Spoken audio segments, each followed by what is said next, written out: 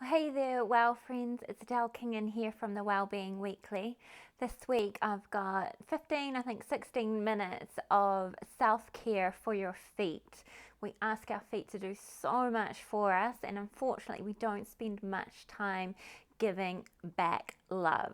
So this is love for your feet. It's great for spinal health. It's a really therapeutic practice if you've got something going on in your knees or your hips, or something grumpy going on in your lower back or your neck.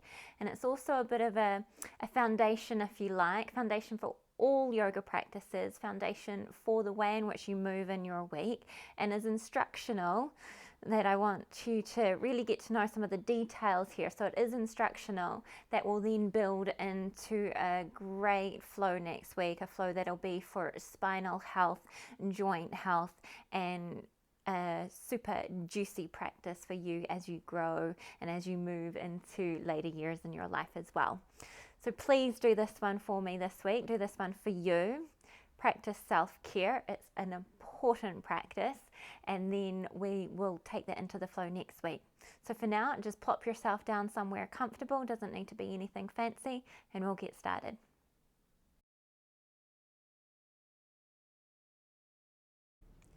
Okay, so come on down to a seat, anything that's comfortable for you to sit upon.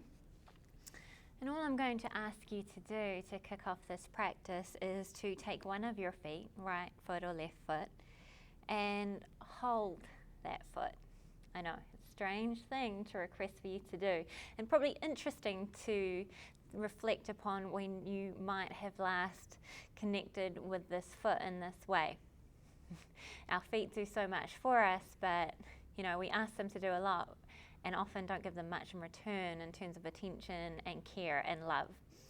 So with your hands upon your feet, one of your feet, I'd like you to consider how you could just even imagine how you could breathe into that place where your hands are meeting your foot. And as you place your breath there, your attention there, feel into the temperature of your foot, the texture of the skin,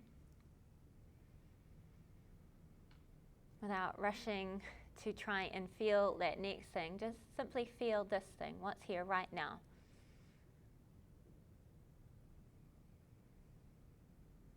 It's a nice way to land into your body, right? Now that you're here, I'm just going to ask you to start to palpate your foot. Use the pressure of your thumb and your finger pads to start kneading not just the tissues of your foot, but right on into the bones there. See if you can start to make contact with the bones of your foot. You can start with the sole. And you might notice there's some real tender parts in there. Enjoy that tenderness because it's you here alive in your feet, so you're getting to know a little bit more about what's going on in there. So it's a good thing. There might be points where you just hang on out into that tenderness to perhaps allow it to soften and dissipate.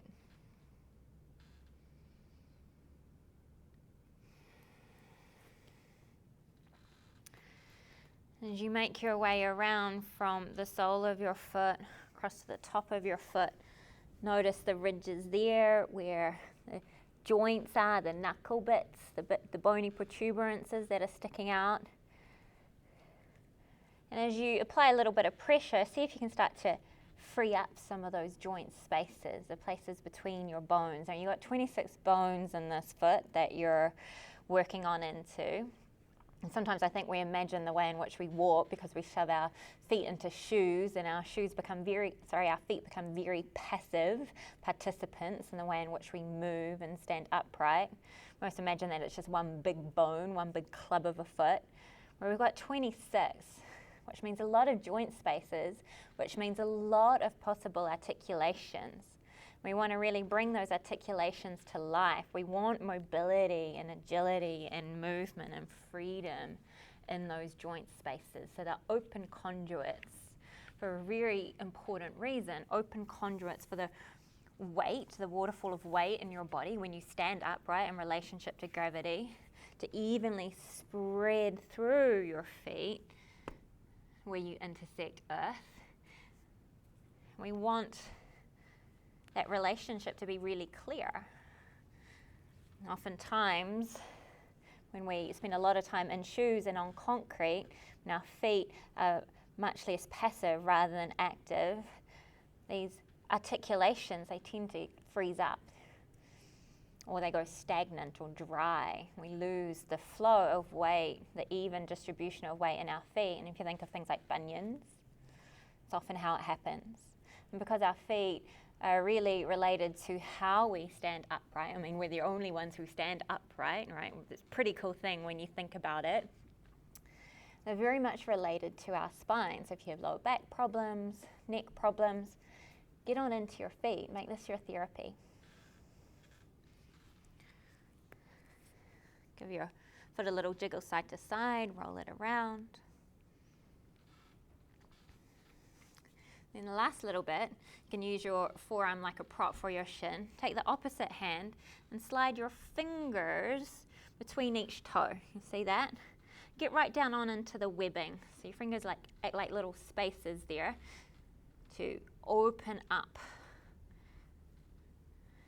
into each toe. Give it a wiggle side to side. And the second toe, the third toe, the fourth toe, the fifth toe. And all the way up into the ankle joint, another place where we tend to get quite stuck and rigid. Bring some mobility and movement to it. A little bit more heat and warmth there too helps. Good. And then notice what that feels like compared to the foot that you haven't applied your attention to yet, that you haven't offered a bit of self-love to yet.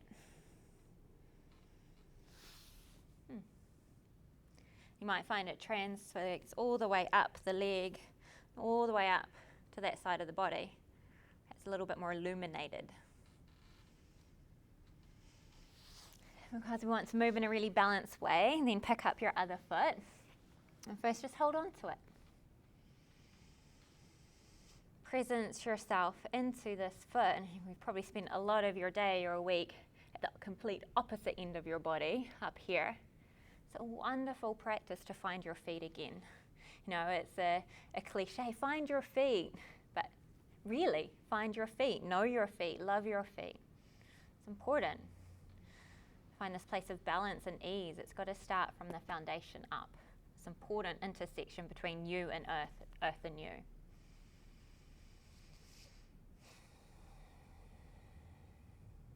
Breathe there.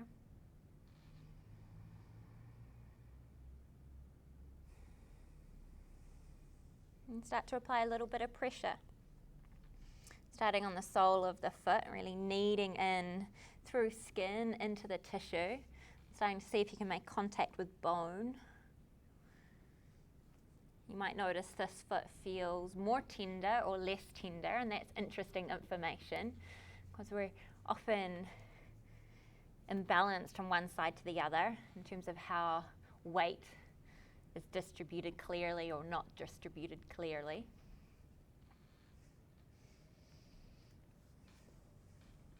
Spend a little bit of time with it. You can thank me for the savings of your chiropractic bills and osteopathic bills later.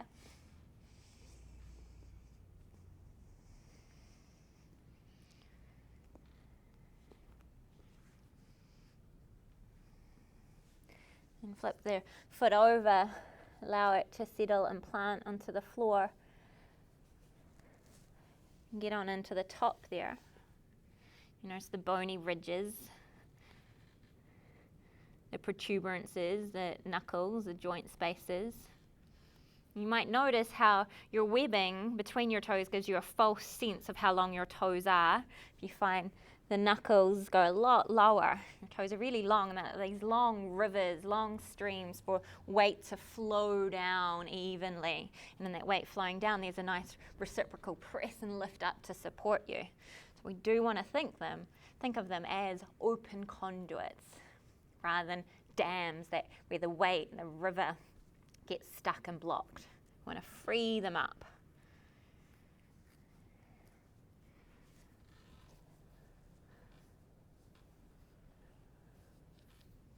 You can make this quite advanced by the way in which you attend to the subtleties here.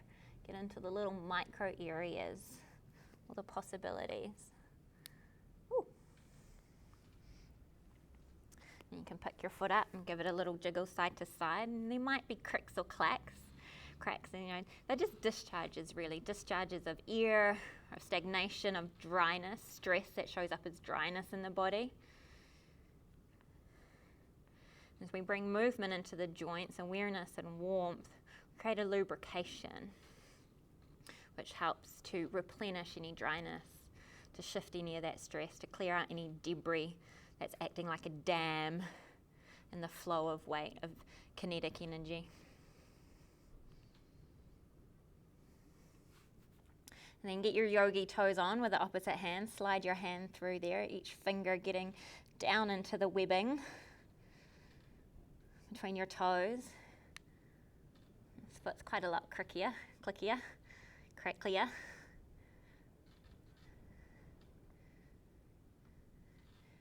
And that's information I know because I have a bit of a tweaky knee on this side. It's all related. Now, if there's not a clear pathway for weight in the foot, it can be translated up into more vulnerable joints like the knee and the hip, and as the spine as well, as we alluded to earlier.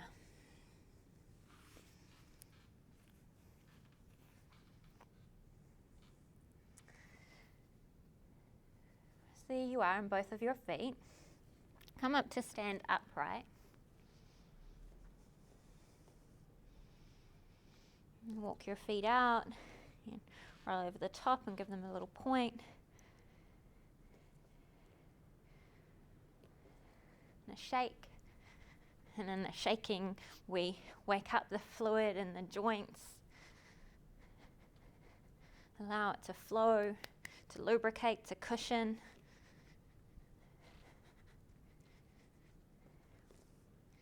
And place your feet roughly in a hip distance apart, which is about 2 fists between your feet.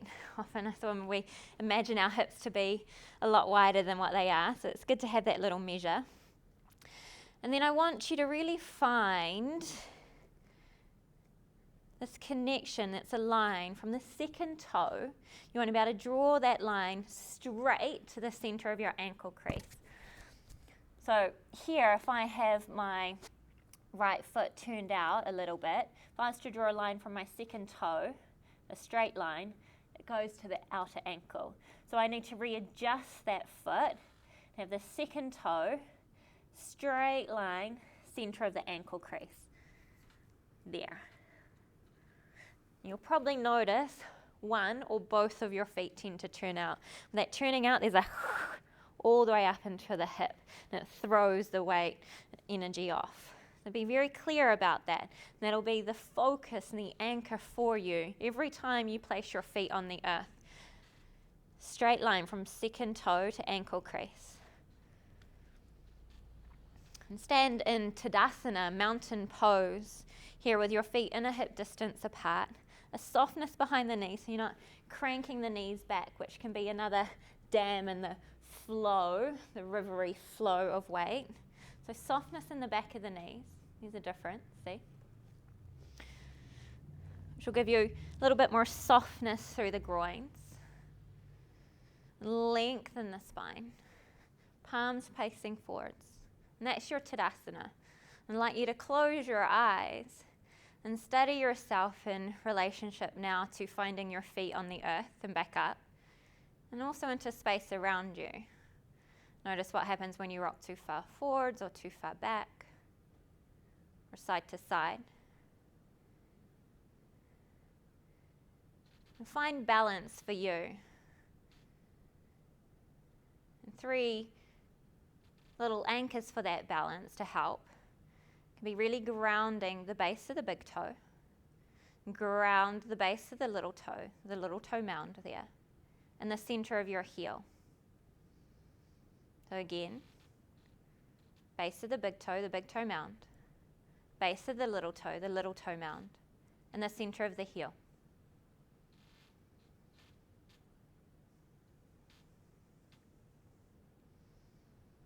Allow the toes, like streams, rivers of liquid wax, to soften and spread. There's no gripping there. Every toe connected.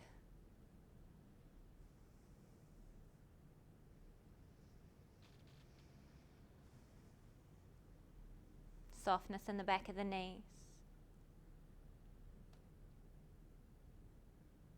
Jaw, the chin sliding back. Finding this place of balance, of ease that is your mountain, your Tadasana. In the Yoga Asana, the poses, we seek to find Tadasana in every shape. So you can make this pose here, Tadasana, quite advanced by the way in which you really, really show up in every part of your body, the way in which you attend to every part.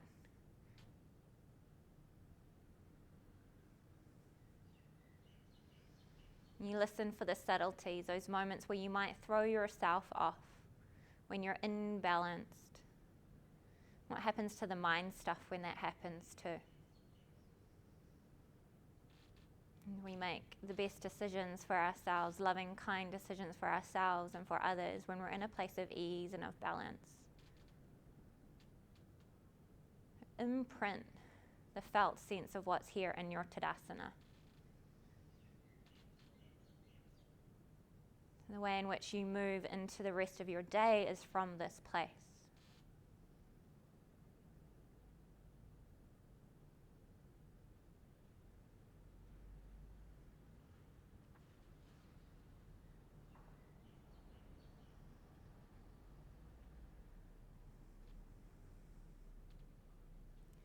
And then blink your eyes open. Come back down to a seat for me.